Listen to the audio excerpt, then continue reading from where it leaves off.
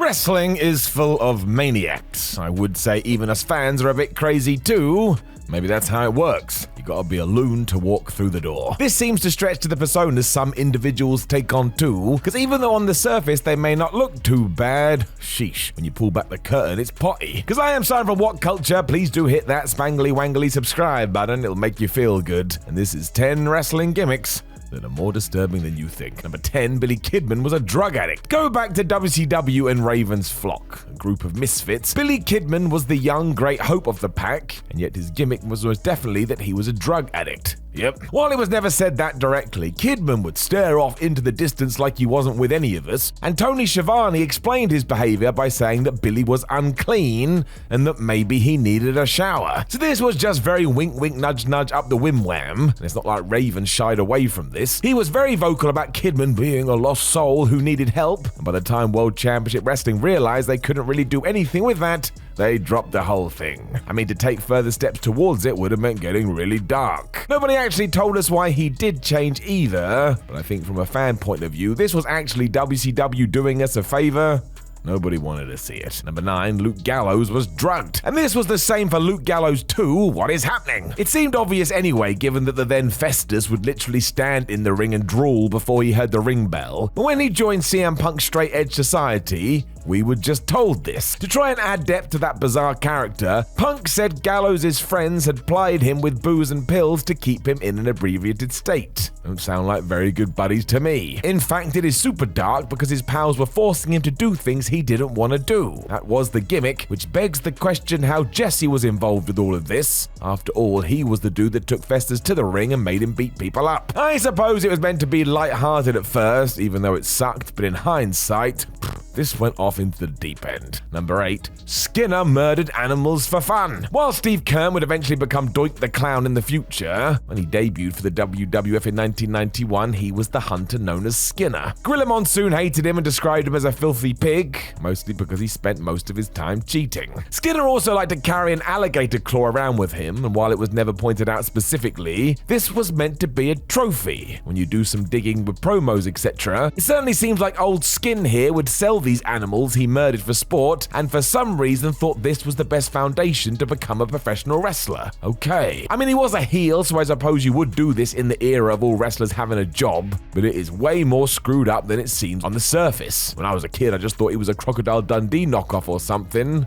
Clearly not. Number 7, Kamala was kidnapped. This one has always been out there, but we may as well go through it. But the Ugandan cannibal Kamala was plucked from his East African homeland and brought over to the United States of America to fight. As ever, there were some bells and whistles here, but that was the idea. He even had a handler in kimchi, and it always looked like he was being forced to do this against his will. So yeah, he had been kidnapped. When he did arrive in the WWF, this was softened a touch, which was not the case during Kamala's Memphis days. They went so far as to say he was the former bodyguard of a dictator, so all of this was bad. Thankfully, Kamala did eventually break free of this and had a decent babyface run, but honestly, go back and watch some of his matches from the late 80s, your jaw will hit the floor. Sometimes wrestling really doesn't care. Number 6, Hornswoggle is an unloved child. So this one isn't fun either. Because Hornswoggle was short in stature, WWE always presented him as a child, even though at the peak of his power, he was a man in his mid-20s. We went as far as to even call him Little Bastard, which is also difficult, but this tied into the horrors behind his fate. It did take a while, but eventually we learned that Vince McMahon was his dad for some reason. And when we realized that would be terrible long term, this switched to Finley because Irish. I know, it's barely a sentence, but it's true. The one takeaway from this reuniting though was that all of a sudden, Swogs wasn't as angry anymore. That's right. As soon as he had the love of his father, he was smiling all the time and gleefully biting people on the leg. So all he needed was his dad, who had ignored him his entire life until he had no choice but to admit it.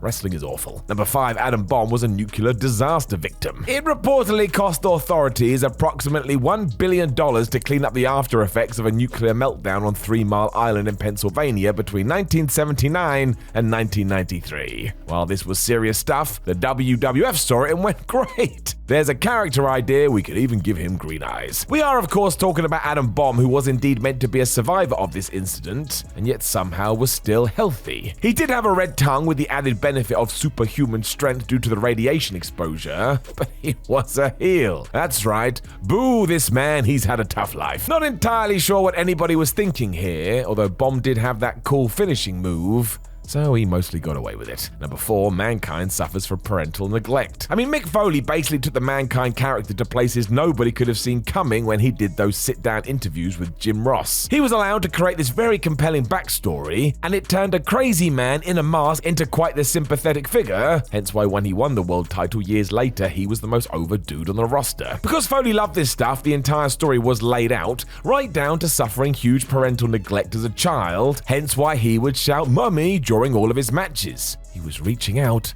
hoping for a hug. This is also why the whole Paul Bearer association worked, and honestly, what a brilliant gimmick this was. I don't think we give it the credit it deserves, because you can just keep going and going and going. It's so damn good. Number 3, Stone Cold is based on a serial killer. A common story, but still one that should be spoken of. Steve Austin came up with his Stone Cold gimmick because he saw a report on real-life killer Richard Kuklinski and thought, sure, why not? It was also basically his wife who came up with the nickname too after telling Steve his tea was going to get Stone Cold.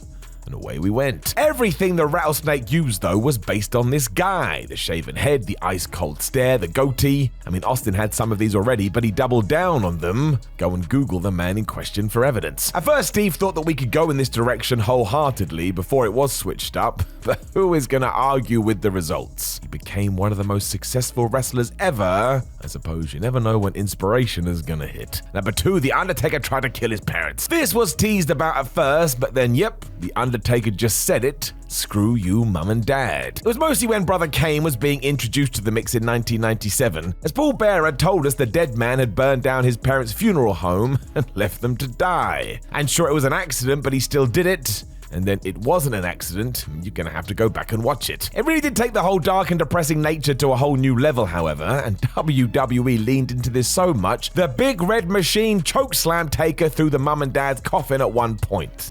I remember screaming, "What is going on?"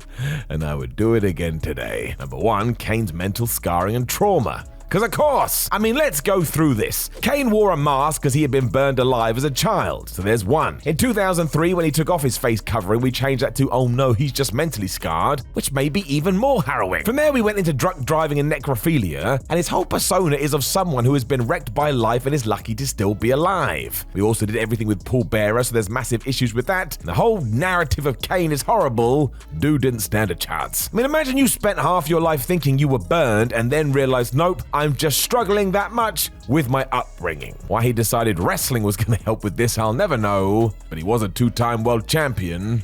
Or 3 times if you count the ECW belt. But nobody ever does. Know of any other gimmicks that are all kinds of screwed up? Make sure you let us know in the comments below, and don't forget to like the video, share the video, and subscribe. Then head over to whatculture.com where you can read yourself some articles. Make sure you follow us on social media at Simon316 and WhatCulture WWE. And you already know that we have a load more videos. Please do go and check them out. My name is Simon for What Culture. Thank you very much for joining me as always, and I'll talk to you again very soon.